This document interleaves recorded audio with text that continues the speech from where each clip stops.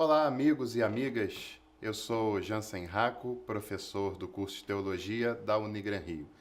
Nós estamos no mês de outubro e no último dia desse mês é uma data muito significativa para a história da teologia, do cristianismo, sobretudo para a história de quem faz parte da herança protestante. Porque no dia 31 de outubro de 1517, Martinho Lutero afixou nas portas da Catedral de Wittenberg, na Alemanha, as famosas 95 teses que deram início à herança reformada.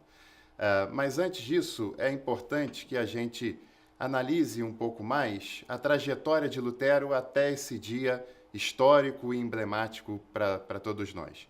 Lutero nasceu na cidade alemã de Eisleben em 1483. Teve uma infância e uma educação muito rígida. Os seus pais eram da chamada nova classe média que surgia naquele contexto da Idade Média e teve uma possibilidade de receber uma boa educação.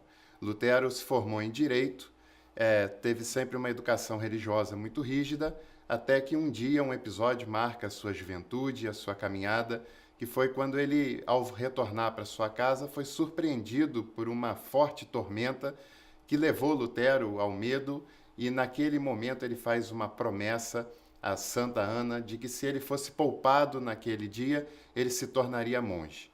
E assim aconteceu e mesmo contra a vontade da sua família, Martinho Lutero entrou para um convento agostiniano onde foi cumprir a sua promessa e se tornou um religioso. Como religioso, Lutero também se tornou, posteriormente, um professor de teologia na cidade de Wittenberg, onde também foi pároco.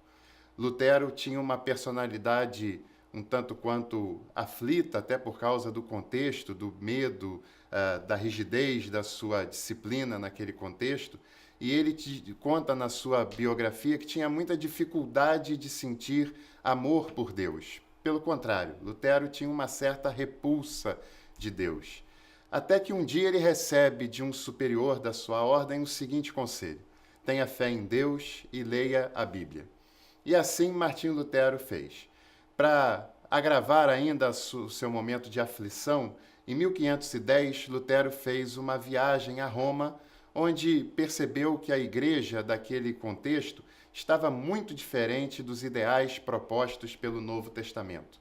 A igreja estava cada dia mais rica, cada vez mais poderosa, e as pessoas cada vez mais pobres, cada vez mais supersticiosas e cada vez mais distante de uma fé neotestamentária.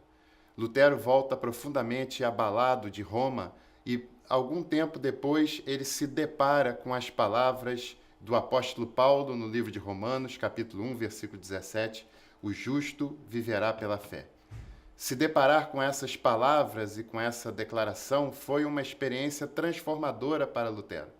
Lutero passou a entender que mais do que os cerimoniais, as liturgias, as ordenanças, o justo precisava da fé em Jesus Cristo para continuar a sua caminhada, para seguir a sua vida em frente, livre de outras amarras e tendo uma fé muito mais bíblica nesse sentido. Lutero continua a sua trajetória religiosa e também docente, e enquanto professor em sala de aula faz algumas críticas ao sistema que ele percebia vigorando no seu tempo. Uma coisa que muito chama a atenção de Lutero e que lhe deixa também profundamente chocado é quando, em meados de 1515, as indulgências são estabelecidas oficialmente. A indulgência significa o perdão. Naquela época de Lutero, a igreja, para arrecadar fundos para a construção da Basílica de São Pedro, estabeleceu a venda de indulgências e muitas pessoas fizeram uso disso, crendo que assim estavam alcançando o favor divino e o perdão para os seus pecados. Lutero foi um oponente desse sistema. E outro episódio também que faz com que Lutero chegue muito próximo das teses é quando o arcebispado na cidade importante de Mainz, na Alemanha, fica vago, e um homem chamado Alberto, que já era dono de 2 arcebispados, o máximo que a lei canônica permitia, oferecendo o empréstimo de uma importante família alemã naquele contexto para a construção da Basílica, consegue uma exceção e também herda mais um bispado. Nesse sentido, Lutero percebe que a situação estava fora de controle e no dia 31 de outubro de 1517, Lutero prega na porta da catedral onde ele era pároco de Wittenberg, na Alemanha, as suas 95 teses. Em princípio, o propósito de Lutero não era causar o choque que as teses acabaram por gerar. Lutero, aparentemente, isso era uma prática normal daquela época, e Lutero faz as teses como uma reflexão de todo o contexto eclesiástico e teológico que ele estava vivendo.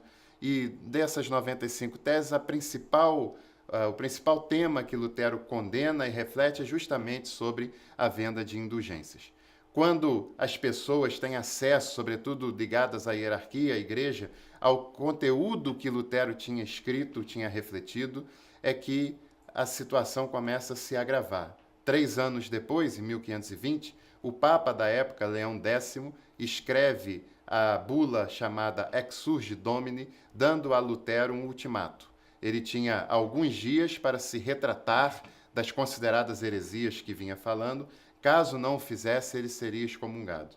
Como Lutero não se retrata, e Lutero sempre dizia que só o faria se fosse convencido pelas escrituras de que ele estava errado, o Papa acaba ordenando que os seus livros sejam queimados em praça pública e Lutero responde posteriormente na mesma moeda, queimando a bula papal também em praça pública. Esse episódio é simbólico e estabelece a separação definitiva dos caminhos de Lutero e da Igreja. É sempre bom lembrarmos, é claro, que a Igreja com a qual Lutero lidou no século XVI não é mais a mesma Igreja Católica de hoje, do século XXI. Muitos séculos se passaram e a Igreja, claro, não é mais a mesma daquela época.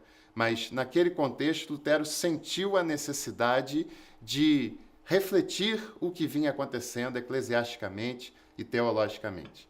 Nesse mês de outubro, nós devemos não só nos lembrar do episódio histórico das teses, como também é uma boa oportunidade para todos nós, enquanto cristãos, sobretudo de tradição protestante, refletirmos como tem sido hoje a nossa prática eclesiástica, a nossa prática teológica.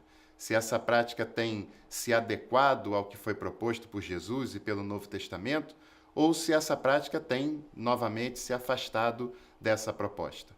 E você que está nos assistindo, como você pensa que Lutero, se vivesse em nosso tempo, qual seria a sua reflexão, qual seria a sua postura diante da igreja do século XXI, diante da igreja brasileira que nós conhecemos? Um abraço e até o próximo vídeo.